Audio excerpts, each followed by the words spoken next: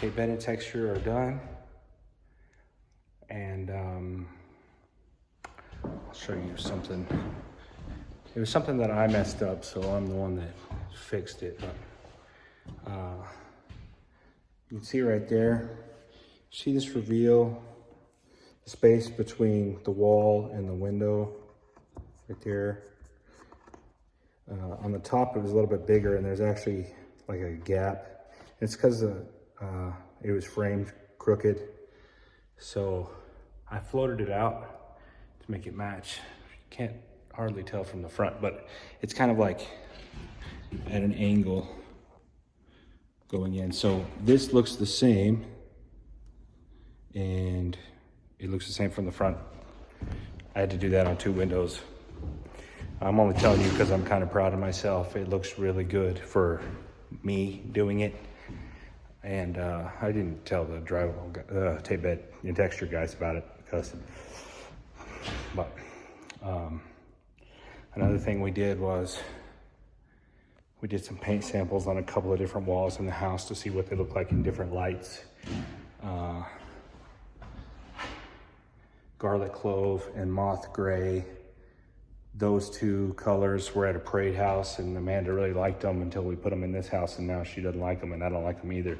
So I was really actually kind of relieved that she didn't like them. Alabaster, it's like one of the 2 most popular whites colors that there are. So I got that one.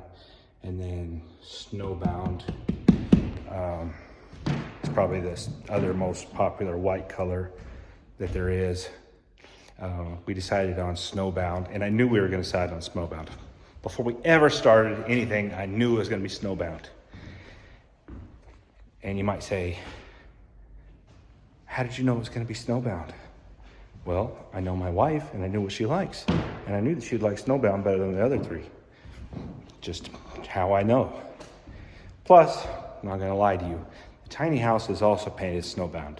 So it's really good to get a visual representation of what it actually is going to look like on the walls. So another thing that I did was I went and picked up paint and primer. I'm using a product called, it's by PPG. Usually I buy paint at PPG because it's my favorite, and I like the people that work there. Caleb and Mike in particular, and the other Mike too. I just don't know him as well. But regardless, I'm using a product called Speed Hide Max Prime. It's an ultra thick primer. Hopefully my gun can spray it. I don't have the top of the line, most powerful gun, but hopefully it can spray it. And it kind of smooths everything out.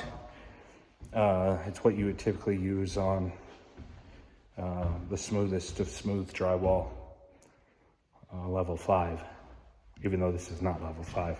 It wasn't any more expensive than any other.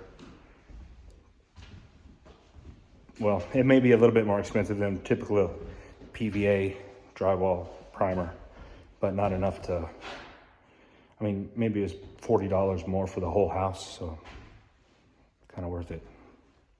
And then I went ahead and got the paint also. Another thing we did was, I don't have pictures of the actual cabinets, but I did measure all the rooms where the cabinets are gonna go. I went to my friend's shop and drew the cabinets, and they're gonna be cut out on his CNC machine, hopefully next week. And then I'll put them together here. So what we're gonna do is, we're gonna paint all the walls, come in, build the cabinets, do the trim that we're gonna do, paint all that, and then we'll do the floor, and then we'll do the baseboards after the floor is laid on top of the baseboards. There's a lot of debate about what order is best for any of those things, and there's a lot of different philosophies. And honestly, I've done it a lot differently most of the time. But since it's my house, and because I'm not, well, mostly just because it's my house, that's the order we're gonna do it. We made a cool decision about the wood that's gonna go right here to cover that up. Pretty excited about that to show you when it's done.